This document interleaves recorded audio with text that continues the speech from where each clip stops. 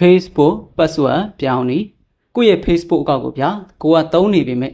Facebook အကောင့်ရဲ့ password ကိုမေ့သွားလို့အသစ်ပြောင်းနေတဲ့မိတ်ဆွေတွေအတွက်အသစ်ပြောင်းတဲ့နည်းလမ်းလေးကိုမျှဝေပေးသွားမှာဖြစ်ပါတယ်ကျွန်တော်တို့က password မှတ်မိနေမှာတခြားဖုန်းအသစ်တစ်လုံးကိုပြောင်းတာဖြစ်ပါစေကျွန်တော်တို့ဒီ log out ထွက်သွားလို့ log in ပြောင်းဝင်တာဖြစ်ပါစေအလွယ်တကူလုပ်လို့ရမှာဖြစ်ပါတယ်အဲ့ဒီအတွက် Facebook password ကအရင်အရေးကြီးပါတယ်ဒါဆိုရင်မမှတ်မိတဲ့သူတွေကဘယ်လိုမျိုး password အသစ်ပြောင်းရမလဲဆိုရင်ပထမဦးဆုံးကျွန်တော်တို့ Facebook အကောင့်ထဲကိုဝင်လိုက်မယ်မင်းကြောင့်သုံးခုနဲ့ဒီနေရာလေးကိုနှိပ်လိုက်မယ်ဗျာ setting ဒီနေရာလေးကိုနှိပ်လိုက်မယ်စီမိုရင်အကောင့်စင်တာကိုနှိပ်မယ် password and security ကိုနှိပ်ပေးလိုက်မယ် change password ဆိုတဲ့ဒီကောင်လေးကိုနှိပ်မယ်ကိုယ့်ရဲ့ Facebook အကောင့် profile ကိုနှိပ်သွားလိုက်မယ်ဒီလိုပေါ်လာရင်တော့ကျွန်တော်တို့က Facebook က password ကမေ့နေတာဖြစ်တဲ့အတွက်အောက်က forget your password ဆိုတဲ့ဒီအပြာရောင်စာတန်းလေးကိုနှိပ်ပေးလိုက်မယ်Okay အခုလိုမျိုးပေါ်ပြီဆိုရင်တော့ကျွန်တော်တို့က Facebook အကောင့် password ကိုမေ့နေတာဖြစ်တဲ့အတွက်အောက်က try another way ဆိုတာလေးကိုနှိပ်မယ်ဒီလိုမျိုးပေါ်ပြီဆိုရင်တော့ကျွန်တော်တို့က Facebook အကောင့်ကိုဖုန်းနံပါတ်နဲ့ဖွင့်ထားတာဆိုရင်တော့ send code ပေးရဖုန်းနံပါတ်ဆိုတာလေးကိုနှိပ်မယ်ကိုက Gmail နဲ့ဖွင့်ထားတာဆိုရင်တော့ send code ပေးရ email ဆိုတဲ့ဒီကောင်လေးကိုအမှန်ချစ်လေးချလိုက်မယ်အခုနီလာကတော့ Facebook အကောင့်ဖွင့်ထားတဲ့ဖုန်းနံပါတ်ကလည်းကိုရှိမှရှိနေသေးတယ် Gmail ကလည်း Gmail နဲ့ဖွင့်ထားတဲ့သူတွေဆိုရင်လည်း Gmail ကလည်းကိုရှိမှရှိနေသေးတဲ့သူတွေအတွက်ပါ Gmail ရောဖုန်းနံပါတ်ကောမရှိတော့ဘူးဆိုရင်တော့ကျွန်တော်တို့ Chrome ကပြောင်းအောင်မယ်ပေါ့နော် Facebook app ကပြောင်းလို့မရဘူးအခုနီလာကဖွင့်ထားတဲ့ Gmail ဖြစ်ပါစေဖုန်းနံပါတ်ဖြစ်ပါစေရှိနေတဲ့လူတွေအတွက်ပါ Okay ကျွန်တော်တို့ကဖုန်းနံပါတ်ကိုဖွင့်ထားတဲ့လူတွေကဖုန်းနံပါတ်ကိုအဆက်လေးချပြီးသွားပြီ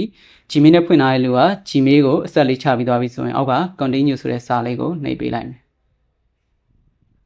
Okay ဒီလိုမျိုးပေါ်လာပြီဆိုတော့ကျွန်တော်တို့ကဖုန်းနံပါတ်နဲ့ဖွင့်ထားတာဖြစ်တဲ့လူတွေဆိုရင်ဖုန်းနံပါတ်ကိုကုတ်နံပါတ်6လုံးသို့မဟုတ်9လုံးပို့ပေးလိုက်မယ် Gmail နဲ့ဖွင့်ထားတဲ့လူတွေဆိုရင်တော့ Gmail ကိုသွားပြီးတော့ဝင်ကြည့်လိုက် Gmail မှာကျွန်တော်တို့ကိုကုတ်နံပါတ်6လုံးပို့ပေးလာပါလိမ့်မယ်အဲ့ဒီပို့လာတဲ့ကုတ်နံပါတ်6လုံးဖုန်းနံပါတ်ကိုပို့လာတဲ့ကုတ်နံပါတ်6လုံးကိုဒီနေရာမှာထည့်ပေးလိုက်ပါပို့လာတဲ့ကုတ်နံပါတ်6လုံးကိုကျွန်တော်တို့ထည့်လို့ပြီးသွားပြီဆိုရင်တော့အပြာရောင်လေးနဲ့ continue ကိုနှိပ်ပေးလိုက်ပါ Okay ဒီမှာတော့ under new password ပေါ့နော်ကျွန်တော်တို့ password အသစ်ဒီနေရာမှာထည့်ပေးလို့ရပါပြီကိုယ့်ရဲ့ Facebook အကောင့်မှာကျွန်တော်တို့ကအသုံးပြုခြင်းတဲ့ password အသစ်ကိုထည့်ပေးလိုက်ပါကိုထည့်ပေးလိုက်တဲ့ password ကိုလည်းတည်တည်ချာချာလေးစာအုပ်လေးနဲ့လည်းရေးမှတ်ထားမယ်ဖုန်းထဲမှာလည်းရေးပြီးတော့မှတ်ထားပါမယ်ဖုန်းထဲမှာမှတ်ထားရင်ဖုန်းဆိုတာကပြတ်သွားတတ်တယ်တခုခုခံရတာပျောက်သွားတာတွေဖြစ်တတ်တဲ့အတွက်ကျွန်တော်တို့ကအပြင်မှာလည်းမှတ်ထားဖို့လိုအပ်ပါတယ်ဒါမှကျွန်တော်တို့ရဲ့ဖုန်းကပြတ်သွားတာတွေ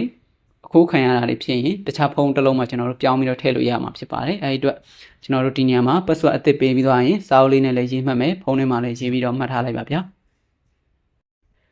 password အသစ်ပေးတဲ့အခါမှာအနည်းဆုံးခဏနံပါတ်8လုံးကနေပြီးတော့အများဆုံးအလုံး20ထိပေးလို့ရပါတယ်ကိုစိတ်ကြအသုံးပြုခြင်းတဲ့စကားဝတ်ကိုထည့်ပေးကျွန်တော်တို့အသုံးပြုခြင်းတဲ့စကားဝတ်ကိုထည့်လို့ပြီးသွားပြီဆိုရင်တော့ဒီမှာနှိပ်ဆိုတဲ့စာလေးကိုနှိပ်ပေးလိုက်ပါ Okay ဒီလိုမျိုးလေးပေါ်သွားပြီဆိုရင်တော့ကျွန်တော်တို့ရဲ့ Facebook အကောင့်စကားဝတ်ကိုပြောင်းလုပ်ပြီးသွားပြီဖြစ်ပါတယ် Okay ဒါဆိုရင်တော့ကျွန်တော်တို့က Facebook အကောင့် password အသစ်ပြောင်းတဲ့နည်းလမ်းလေးကိုရသွားပြီဖြစ်ပါတယ်အခုလုပ်ပြတဲ့နည်းလမ်းကဖွင့်ထားတဲ့ Gmail လည်းရှိတယ်ဖုန်းနံပါတ်လည်းရှိတယ်ဆိုတဲ့လူတွေအတွက်ပါဖွင့်ထားတဲ့ Gmail ကမရှိတော့ဘူးဆိုရင်ဖုန်းနံပါတ်ကလည်းမရှိတော့ဘူးဆိုရင်ပြောင်းတဲ့နည်းလမ်းနောက်ထပ်တစ်မျိုးကိုထပ်ပြီးတော့နောက်ဗီဒီယိုလေးမှာမျှဝေပေးပါမယ်အခုနည်းလမ်းကတော့ရှေ့ကပြောခဲ့သလိုဖွင့်ထားတဲ့ Gmail ရှိတဲ့လူတွေဖုန်းနံပါတ်ရှိတဲ့သူတွေအတွက်နည်းလမ်းဖြစ်ပါတယ်ခင်ဗျာအားလုံးအဆင်ပြေကြပါစေဗျာ